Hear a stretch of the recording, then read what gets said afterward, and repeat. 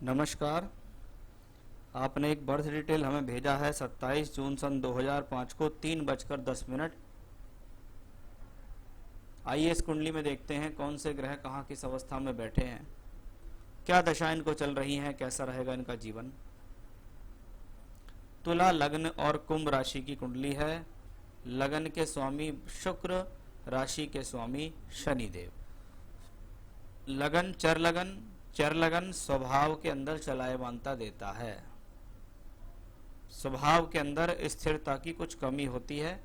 जीवन में जैसे जैसे आगे बढ़ेंगे, उम्र ज्यादा होगी तो ही जीवन में कुछ स्थिरता आएगी।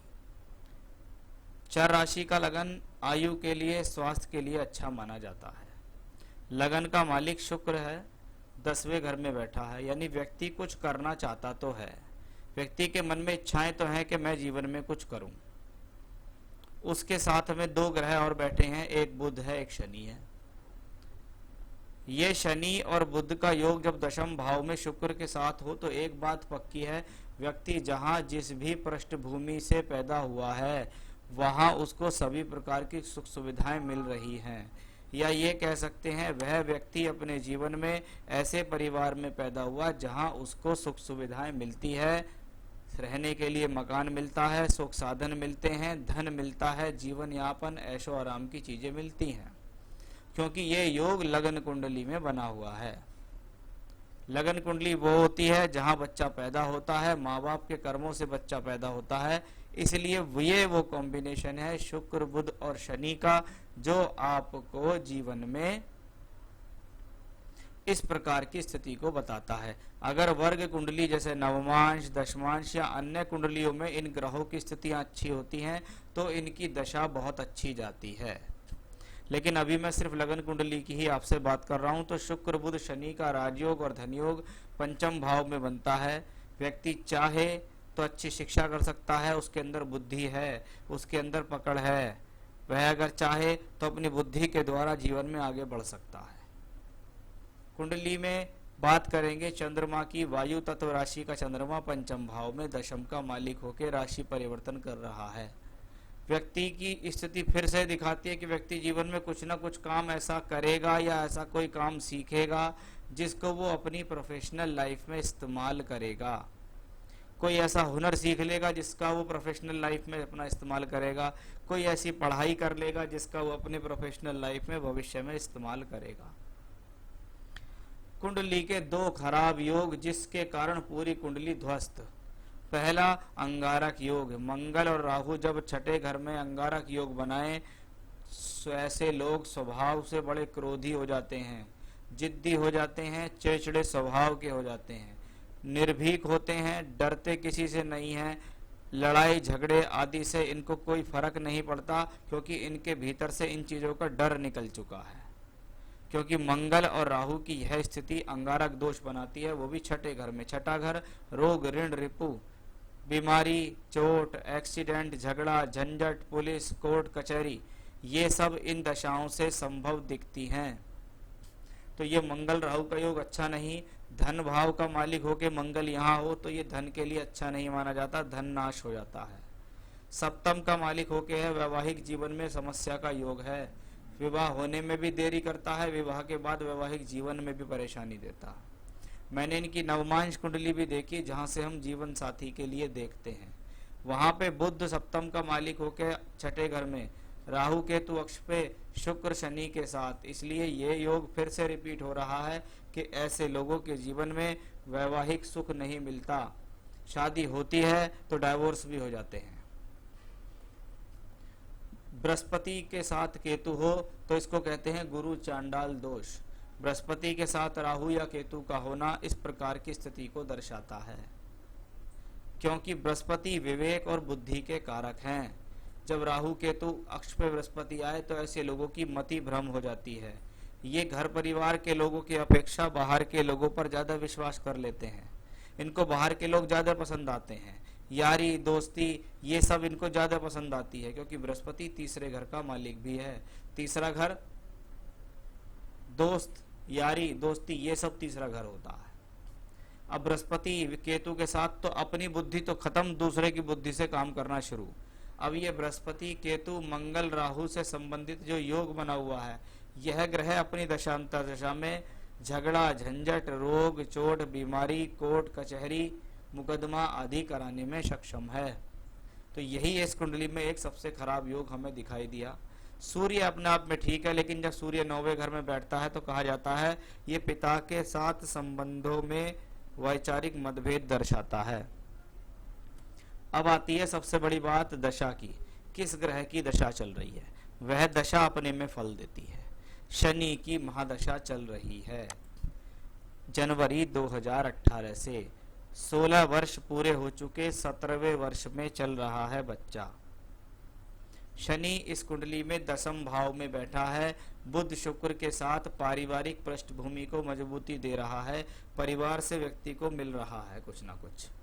शनि दशम में है लग्नेश के साथ, यानी शनि यह स्थिति भी दर्शाता है कि व्यक्ति कहे मैं काम करूंगा, मुझे काम करना है, मुझे अपने बल पर कुछ करना है, ऐसा भी आता है। लेकिन जब नवमांश कुंडली में शनि छठे घर में हो, बुध शुक्र राहु केतु अक्ष पे हो, तो ऐसे व्यक्ति को कहीं ना कहीं छठे घर गलत संगत, गलत लोग, गलत आचरण, गलत विचार, ये सब टकराएंगे। शनि का संबंध तीसरी दृष्टि से बृहस्पति केतु के ऊपर पड़ रहा है, जो व्यक्ति को भ्रम कर रहा है। यहाँ शनि की महादशा, शनि की अंतरदशा चली गई। अब आ गई शनि में बुध जनवरी 21 से, बुध भी छठे ही घर में, बुध से अगली केतु, केतु भी छठे घर में, केतु से अगली शुक्र, शुक्र भी छठे घर में। जितने भी सारे ग्रह आ रहे हैं उन सब की दशाएं लगातार नवमांश कुंडली के छठे घर में बैठे हुए ग्रहों की स्थिति को दर्शाती है कि शनि की महादशा, बुध की अंतरदशा, केतु, फिर शुक्र, यानी जीवन में शुक्र तक की स्थिति को देखें 2027 तक, तो जीवन में लगातार संघर्ष रहेगा। ऐसा ना हो ये किसी प्रकार के विवाद में फंस के कोर्ट कचहरी जाने का प्रोग्राम इनका हो जाए, या किसी विवाद में फंस जाएं, या जेल चले जाएं। ऐसे योग इनके संगत के कारण, दशाओं के कारण आगे दिखाई दे रहे हैं। तो ये कॉम्बिनेशन अच्छा नहीं दिखाई देता है आपके हिसाब से। तो ये जो दशा है आने वाली, आपने कहा नशा करता है, संगत के कारण बिगड़ा हुआ है ये, इसको लोग बाग ऐसे मिले हुए हैं जो गलत संगत के कारण इसको प्रॉब्लम दे रहे हैं। माँ बाप का कहना नहीं मानता, रात को बाहर जाता है, वो सारी स्थितियां मुझे दिखती है। पहला मंगल राहु का योग, गुरु इसको कहते हैं अंगारक। दूसरा गुरु केतु योग, गुरु चांडाल दोष। तीसरा शनि की दशा और आने वाली अंतरदशा सब यहाँ। अभी वर्तमान से लेके आगामी 5 वर्ष तक मैं इस कुंडली को अच्छी कुंडली नहीं मानता। इनको आने वाले समय में जो सारी चीजें मैंने बताई हैं वो फेस करनी पड़ सकती हैं। ये लगन कुंडली जितनी ज्यादा सुंदर दिखती है उतनी ही ज्यादा खराब वर्ग कुंडली हो गई। और सबसे प्रॉब्लम बड़ी बात है ये मंगल राहु और गुरु केतु के योग से, कि शनि की दशा होते हुए भी क्यों प्रॉब्लम आ रही है। शनि नवमांश में द्वादश का मालिक है जहां राहु बैठा है। अभी चल रही है शनि में बुध, और बुध में भी आप देखिएगा केतु चला गया 31 मई से, 27 जुलाई से शुक्र, फिर सूर्य, फिर चंद्रमा, फिर मंगल, फिर राहु। 2022 भी काफी टिपिकल दिखता है।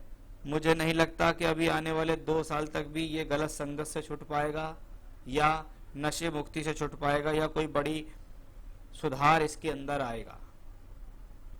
काफी टिपिकल कंडीशंस इस कुंडली में दिखाई दे रही हैं, क्योंकि दशा ठीक नहीं है। वैवाहिक जीवन भी कुंडली का बड़ा खराब दिखाई दिया।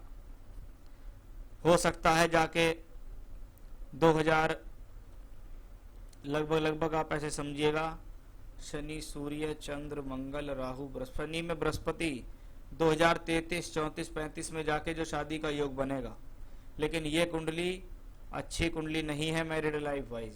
कुंडली मिलान से विवाह नहीं हुआ तो तलाक के योग पूरी तरीके से कुंडली में हैं।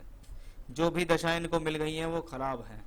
ऐसे समय में अगर व्यापार करने के लिए दे दिया, सारा का सारा पैसा डूब जाएगा, बर्बाद हो जाएंगे। नौकरी पे विचार दो कि भैया तू अपना कुछ काम कर, अपने आप कर, नौकरी कर, नौकरी से पैसे कमा। क्योंकि मुझे ऐसे समय में तो एजुकेशन भी पूरी होती नहीं दिखाई दे रही। तो ऐसे समय में आपको करना क्या है, नौकरी पे ज़्यादा ध्यान दिलाना है, क्योंकि अभी मेरे हिसाब से 4-5 साल जीवन के अच्छे नहीं, 2 साल कम से कम गलत संगत से संबंधित हैं। आगे इनको कोई कोर्ट कचहरी, झगड़ा, झंझट, विवाद, बीमारी, चोट का, परेशानी सामना ना करना पड़ जाए, वैसा इनकी कुंडली में दिखाई दे रहा है। इसलिए नौकरी पे ज़्यादा ध्यान दें। नौकरी से संबंधित योग आज भी इनके जीवन में चल रहे हैं कि अगर ये प्रयास करें तो कर सकते हैं, लेकिन कुंडली की दशाएं, कुंडली में ग्रह गोचर की स्थिति काफ़ी विपरीत हैं। उम्र अभी ज़्यादा नहीं, अगर माँ बाप 4-5 साल इसको अपने पास बैठाकर खिला भी लेंगे तो भी कोई दिक्कत नहीं है, लेकिन असली बात है कि इनका खराब लोगों से संगत से, खराब से पीछा छुटे, खराब आदतों से छुटे, नशा बंद हो जाए, गलत लोगों से मिलने बंद हो जाए, उसके लिए पूजा पाठ करानी आवश्यक है। देखिए, मुझे नहीं लगता कि ये व्यक्ति खुद कुछ पूजा पाठ करेगा, ऐसे में माँ बाप को पूजा करानी चाहिए। पूजा में आपको बता देता हूँ, मंत्र है रुद्र गायत्री मंत्र। रुद्र गायत्री मंत्र से सद्बुद्धि आती है। इनके नाम से रुद्र गायत्री मंत्र के 1.25 लाख जाप कराने चाहिए, उसके बाद उसका अनुष्ठान कराना चाहिए। इनके नाम से शनिदेव के मंत्रों के जाप और अनुष्ठान कराने चाहिए, तब जाके जीवन में इनको कुछ बेहतर होगा। बाकी इनके माता पिता स्वयं भी रुद्र गायत्री मंत्र जप सकते हैं और भगवान से प्रार्थना कर सकते हैं कि मेरे बच्चे को सद्बुद्धि दो। रुद्र गायत्री मंत्र आपको गूगल से मिल जाएगा, आप टाइप करें गूगल पे रुद्र गायत्री मंत्र, सामने मंत्र आ जाएगा। मंत्र है ओम तत्पुरुषाय विद्महे महादेवाय धीमहि तन्नो रुद्रः प्रचोदयात्। इस मंत्र की मालाओं का जाप करें और बोलें, माता गायत्री, भगवान शिव, मेरे बच्चे को सुधारो, मेरे बच्चे को सद्बुद्धि दे दो। तो वो कॉम्बिनेशंस मुझे इस कुंडली में दिखाई दे रहे हैं। वाकई ही ये हॉरोस्कोप बड़ी टिपिकल है और इसको दशा भी टिपिकल है। अच्छी बात यह है कि माँ बाप कुछ भी करें, कैसे भी करें, लेकिन इसको आने वाले समय में गलत चीज़ों से निकाल लें, नहीं तो जो दशाएं आगे आ रही हैं, ऐसा ना हो कि बच्चे को नज़रबंद होना पड़े, यानी जेल आदि भी हो सकती है। तो जो उपाय बताए हैं वो कीजिएगा, उनसे लाभ अवश्य मिलेगा। नमस्कार।